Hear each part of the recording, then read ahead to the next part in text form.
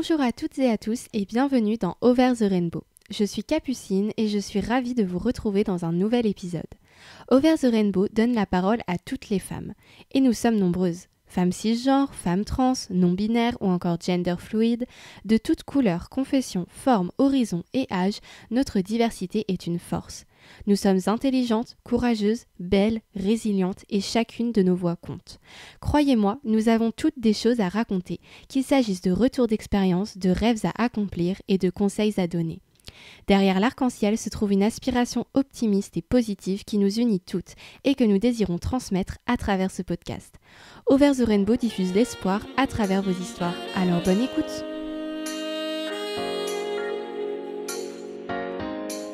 Aujourd'hui, nous parlerons donc corps puisque notre sujet est le suivant. Enfant, j'ai été agressée sexuellement. Et pour mener à bien cet épisode, je suis ravie d'accueillir notre invitée du jour, Camille. Bonjour Camille. Bonjour Capucine. Comment vas-tu ? Écoute, aujourd'hui ça va, un petit peu fatiguée avec le travail, mais ça va. Ok, très bien. Alors tout d'abord, je tenais à te remercier d'avoir accepté de témoigner aujourd'hui dans le tout premier épisode de notre podcast. C'est très courageux de ta part et sache que tu peux être fière de toi. C'est gentil, merci beaucoup. Je vais donc te poser plusieurs questions pour te guider lors de ton témoignage. Certaines ont notamment été posées par des abonnés. D'ailleurs, si vous souhaitez vous aussi poser vos questions à nos invités, rendez-vous sur Instagram où je demande chaque fois votre participation. Alors Camille, peux-tu nous parler un petit peu de toi ? Alors tout simplement, donc, je m'appelle Camille, comme tu as pu évoquer.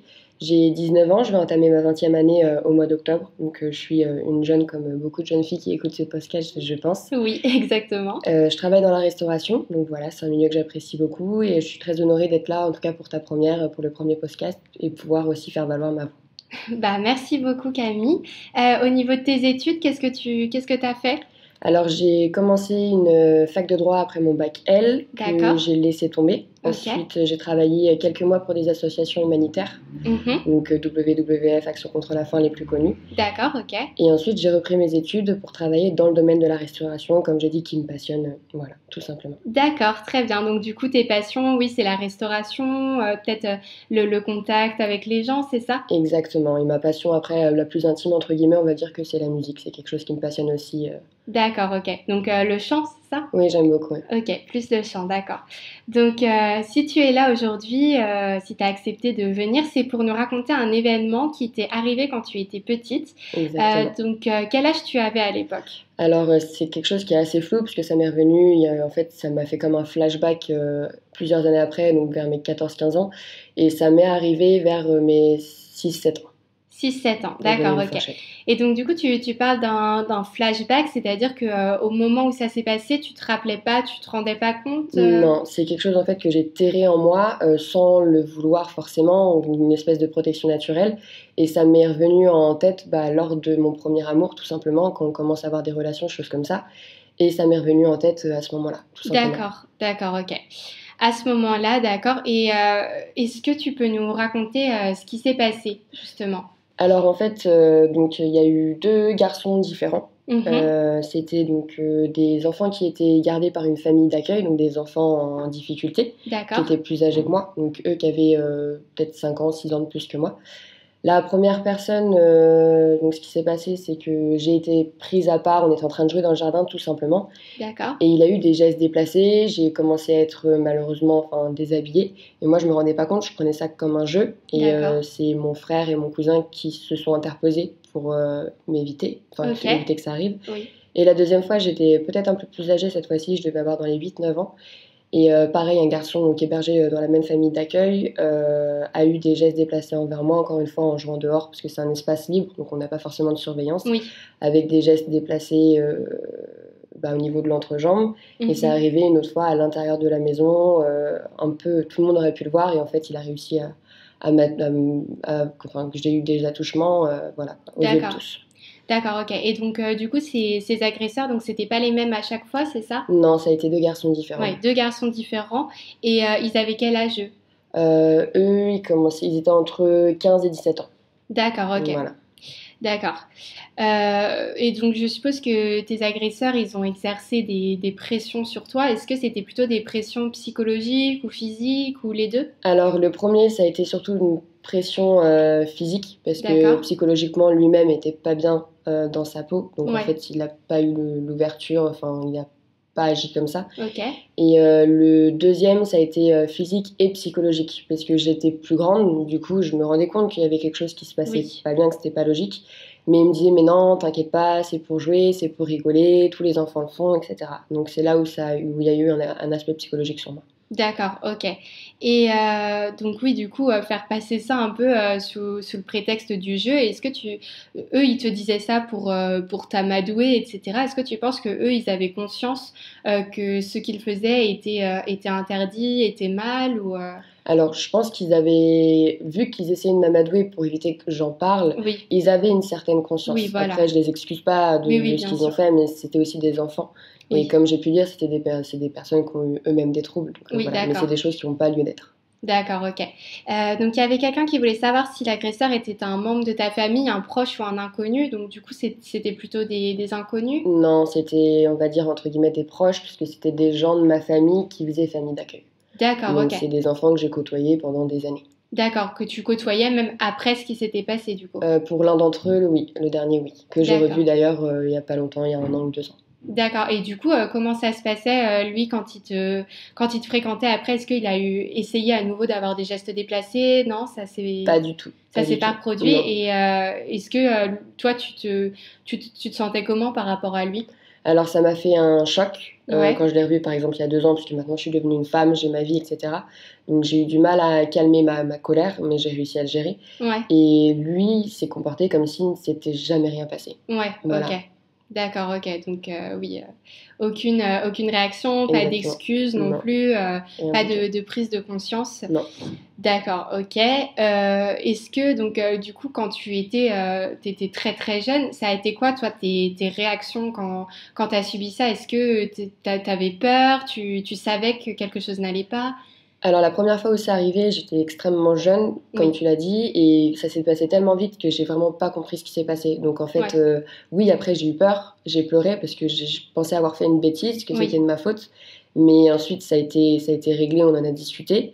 Et après, la deuxième fois où ça m'est arrivé, j'en ai pas parlé, j'ai gardé ça pour moi. Et c'est vrai que je savais en grandissant qu'il y avait des choses qui n'allaient pas, mais d'un autre côté, vu que la personne en question m'avait dit que c'était un jeu, ben, je me suis quand même posé la question. Est-ce que c'était un oui. jeu? Est-ce que c'est moi qui ai pensé que c'était déplacé? Alors, enfin voilà. Donc ça a été assez. D'accord. Et est-ce que eux, ces garçons-là, ils t'ont mis une pression pour garder le silence ou est-ce que tu t'es imposé cette pression plutôt seule Je l'ai fait seule. Ouais, si tu Ouais, l'as fait seule, tout voilà. simplement. Avec l'innocence en fait de Oui, l'âge, tout voilà, simplement. ok. Et est-ce que tu en as parlé à tes proches du coup, je suppose qu'au moment où ça s'est passé, non, parce que tu n'avais pas conscience, c'est ça? Exactement. Donc, quand est-ce que tu leur en as parlé? Alors, comme j'ai pu te dire, c'est à l'âge de mes 14 ans où ça Ouais, m'est revenu en mémoire. Donc, d'accord. mes parents sont séparés. Oui. Donc, j'en ai d'abord parlé à ma maman, qui a Mhm. fait le nécessaire. J'ai été allée voir quelqu'un pour m'aider à passer cette période. D'accord. Mon ex-copain aussi à l'époque m'a aussi beaucoup aidé par rapport à ça. D'accord. Et il m'a fallu quelques années pour prendre sur moi et pour en parler du coup à mon papa. Parce que ça s'est D'accord. passé quand j'étais chez lui. Et il a très bien reçu les choses, il était désolé, parce que Oui. forcément il se sentait désarmé par rapport à ça. Il m'a demandé si je voulais entamer des procédures judiciaires, si je voulais faire quelque chose. Chose que je n'ai pas envie maintenant, parce que voilà, j'ai avancé et ça fait Oui. partie de moi, mais c'est comme ça. Ouais. Et non, non, donc j'ai pu en parler, oui, mais plus tard que quand mon cerveau s'est vraiment débloqué. D'accord, ok. Et ta maman, par exemple, comment est-ce qu'elle a réagi à ça quand tu lui en as parlé quelles ont été ses réactions, ses ressentis Mais elle a pleuré, Ouais, forcément. Directement, elle a pleuré parce qu'elle s'en est voulu en tant que maman de ne pas s'en être rendue compte. oui, Après, j'ai bien grandi, ça m'a pas créé plus de séquelles que ça. Donc, oui, c'est vrai que j'ai réussi quand même à surmonter la chose et elle a vraiment fait le nécessaire avec des spécialistes. oui. Mais ouais, sa première réaction, ça a été de pleurer et ça a été d'être désolée et de la colère aussi. Ouais, d'accord. Mm. Et du coup, oui, tu me disais que tu en avais parlé à des professionnels. Oui. Donc, comment ça s'est passé? C'est ta mère qui t'a redirigé c'est elle qui a insisté pour que tu aies ce suivi ou ça venait de toi? Alors moi, en fait, de base, je voulais pas. Donc Ouais, c'est elle qui a insisté avec du coup mon ex-copain de l'époque. Ça a été d'accord. très très compliqué la première séance puisque je suis allée voir une psychologue. Oui, Et j'étais honteuse. oui, Je me sentais sale de lui dire ce que j'avais vécu parce que je me sentais coupable. d'accord. Oui, Encore à l'époque, oui, même si ça m'était remonté en tête. Donc c'est vrai que ça a été très compliqué, mais il m'a fallu peut-être 3-4 mois de suivi avec des séances régulières, donc toutes les semaines. Et elle m'a fait comprendre que voilà, j'étais pas responsable, que malheureusement ça arrivait, que ça m'était arrivé, et qu'il fallait que je transforme ces énergies négatives par rapport à ça en énergie positive, et que je m'en serve pour aller vers le haut et faire le nécessaire envers moi-même si je voulais par exemple porter plainte ou choses comme ça. Oui, d'accord. Voilà. Et du coup, toi, tu disais que tu n'avais pas eu envie de porter plainte, etc. Pourquoi t'as pas eu cette envie-là, ce besoin-là? Pour certaines victimes, c'est très important. Pourquoi est-ce que toi, tu n'as pas ressenti ce besoin? Alors après, c'est un avis personnel. Je vais essayer de mettre les formes pour... comme j'ai pu te dire, c'était 2 enfants quand même aussi à l'époque qui eux-mêmes avaient des troubles et qui n'ont pas été suivis pour ça. Oui. Donc ils ont eu des passes très compliquées, même si ça n'a pas lieu d'être, mais j'avais pas le besoin je sais pas trop comment l'expliquer, c'est un peu compliqué. Oui, t'avais pas envie peut-être de remettre quelque chose sur leur dos, alors que déjà ils avaient une vie compliquée, etc. Et puis même par rapport à moi-même, j'avais pas envie de reparler de tout ça, puisque Oui. j'en ai guéri totalement, c'est un sujet avec lequel je suis très libre. Oui. Donc je voyais pas pourquoi. Après par contre, quelque chose sur lequel je suis très attentive, c'est si je savais qu'il y avait eu des récidives ou choses comme ça, Oui, d'accord. là j'aurais fait le nécessaire. Mais c'est des Ok. personnes qui ont... Avec, du coup, ils ont quand même un suivi psychologique par derrière, parce que c'est des enfants qui ont été troublés. Oui. Et même si j'en ai pas parlé, par la suite, en grandissant, c'est des choses qui ont changé, quoi. Oui, d'accord, ok.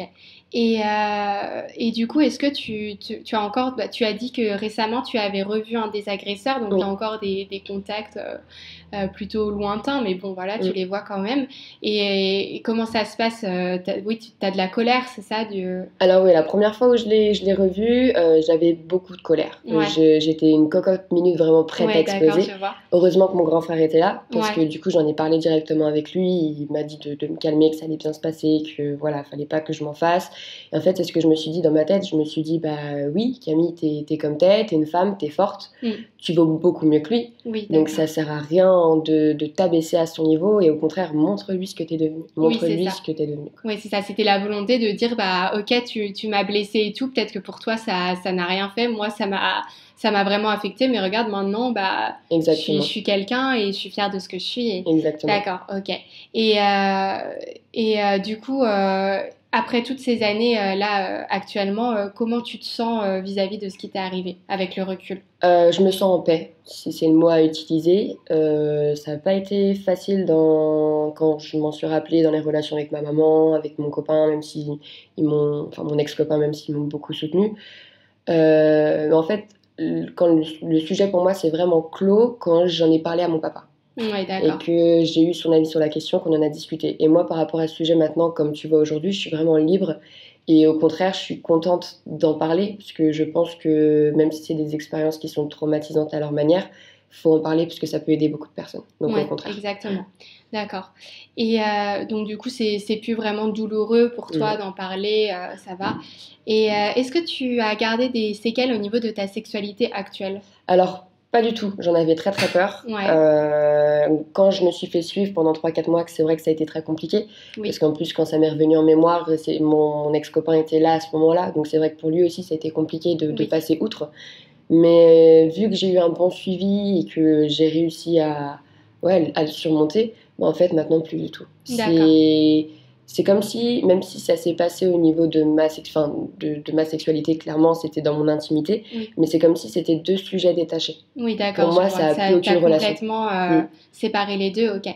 Et du coup, c'est arrivé, les premiers souvenirs que tu as eus, c'est quand tu as commencé à avoir une sexualité avec ton copain ou c'était pas lié Alors en fait, j'avais déjà commencé à avoir une sexualité avec lui, mais c'est un soir comme tout jeune, enfin voilà, on a commencé à avoir notre petite soirée entre amoureux. Oui. Et c'est vraiment au tout début où là, d'un coup, ça m'est revenu en tête. Ouais, mais d'accord. vraiment quoi. Et du coup, pour ton copain, ça a dû être difficile. Comment ça s'est manifesté, ce souvenir d'un coup qui était très envahissant, je suppose? C'est ça. Et pourtant, il n'y a eu aucun geste déplacé, ni Oui. rien. Enfin, c'est vraiment pas lié à lui directement. Je pense que ouais, mon cerveau, ça y est, vu que j'avais déjà eu des relations sexuelles et que bah, c'est petit à petit, en fait, ça revenait. Oui. Et d'un coup, c'est comme une soupape de sécurité et Ouais, ça c'est ressorti, en fait. D'accord. Et du coup, oui, ça s'est traduit par des pleurs, Des pleurs, des je suis honteuse, de la colère aussi lui par rapport à lui, par rapport aux personnes qui m'avaient fait ça. Donc ça a été 2-3 heures très compliquées, le temps que moi je me calme, que lui aussi se calme, qu'on arrive à se calmer mutuellement. Bah oui, parce que du coup, lui, il a dû être très en colère aussi, de se dire, c'est pas possible qu'on ait fait ça à ma copine. Exactement. D'accord. Et oui, lui, il a su te calmer, t'apaiser. Il a eu directement les mots justes et il a directement pensé au fait que il fallait que même malgré qu'on n'était pas vieux, mais malgré notre jeune âge, il a directement eu l'idée de me dire faut que tu fasses quelque chose, faut que tu en parles à ta mère avant tout.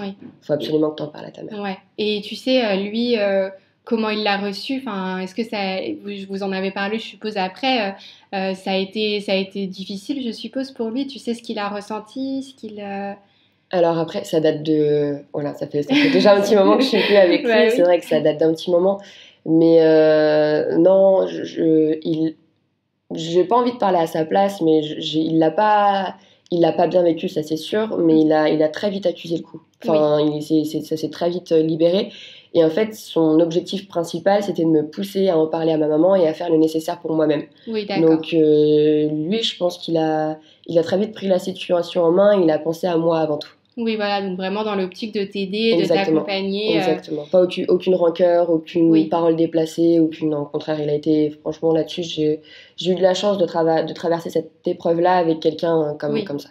Et tu as déjà eu des moments, par exemple, où le traumatisme revenait dans des relations sexuelles où d'un seul coup tu pouvais plus continuer, ou est-ce que ça t'est jamais arrivé, des choses comme ça, ou il y a le principe aussi de la dissociation, des fois des personnes qui ont subi des agressions sexuelles ou des viols, et c'est des traumatismes enfouis, et des fois en plein rapport sexuel elles ne ressentent plus rien, le corps se bloque. Est-ce que ça t'a déjà fait ça, toi, ou pas? Non, du tout. D'accord, donc ça n'a pas affecté après ta vie sexuelle? Absolument pas. D'accord, ok. Et c'est là-dessus que j'insiste, je me permets mais vraiment d'aller consulter quelqu'un qui est qualifié par rapport à ça, que ce soit un psychologue, même que ce soit de l'hypnose, ça peut être conseillé en fonction des cas.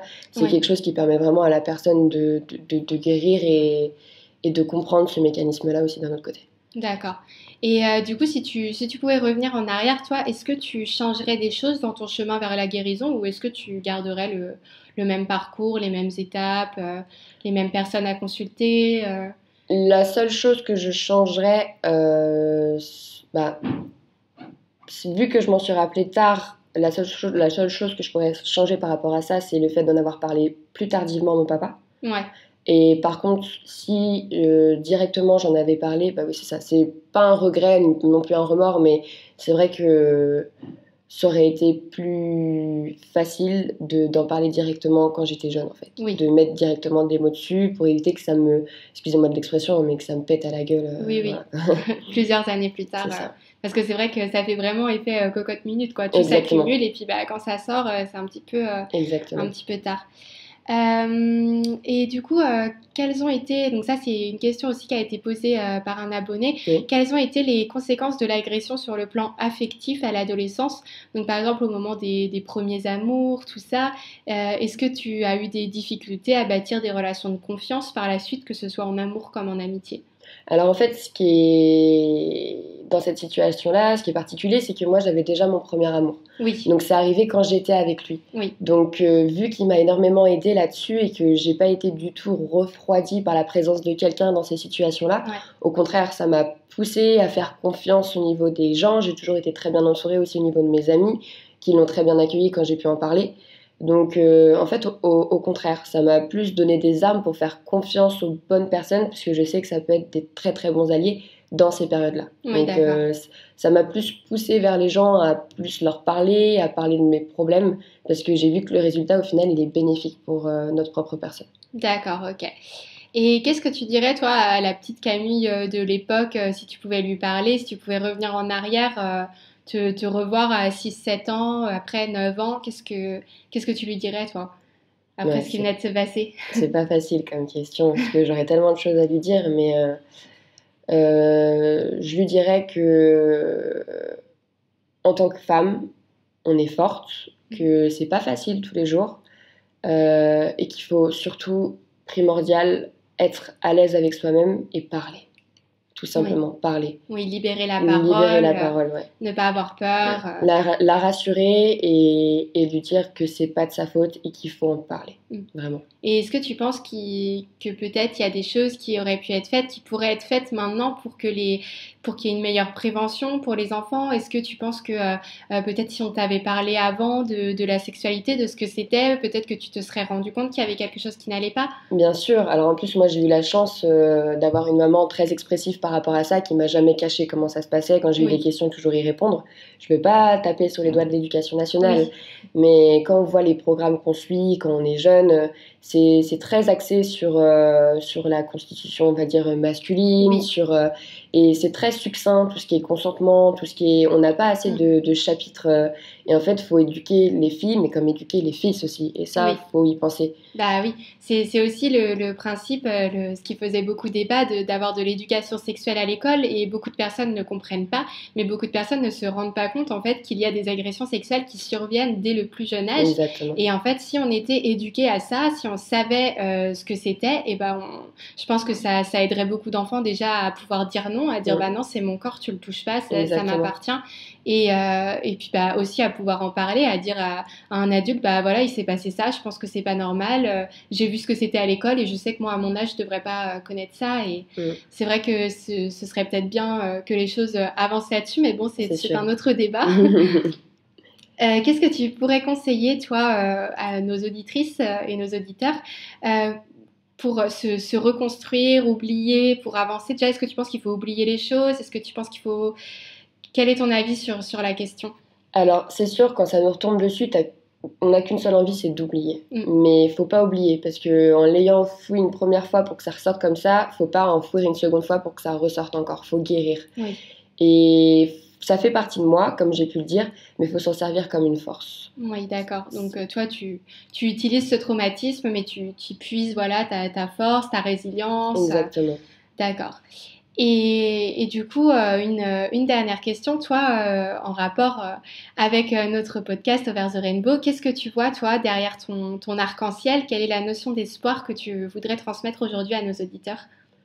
Une égalité, une équité et enfin une parole écoutée aussi. Ouais. Parce que c'est sûr que c'est un podcast qui a été fait, une page qui a été faite pour les femmes, envers les femmes, dite par des femmes, écrite par des femmes, et que ça serve, parce qu'on est dans un mouvement actuellement où les choses changent, mais pas encore assez. Oui, et pas assez vite encore. Et pas assez vite.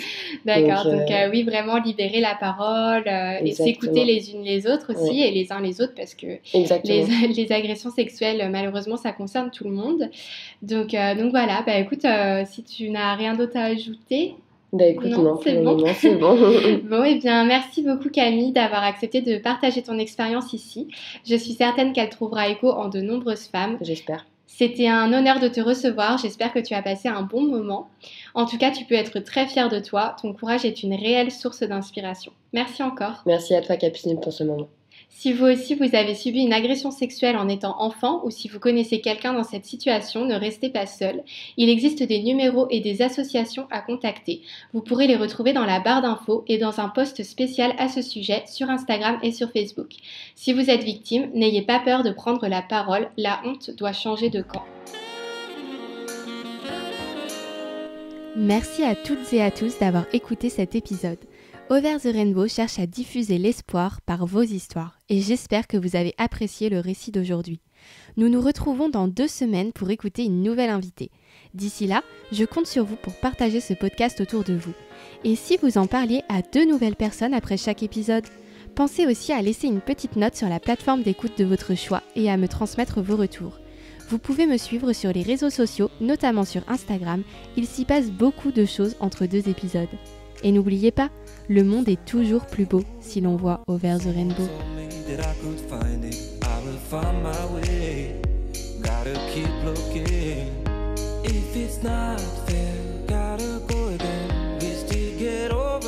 When I look aside, she's always by my side.